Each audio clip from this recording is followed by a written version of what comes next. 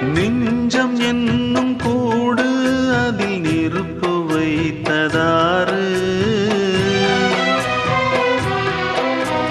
துன்பம் வந்த போதும் அதை துடைப்பதிங்கு யாரு?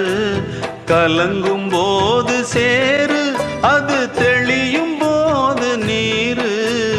கடவுள் போட்ட கோடு அதை திருத்த போவதாறு? வெந்த புண்ணும் ஆறிடுமா? வேதனை தான் தீர்ந்திடுமா?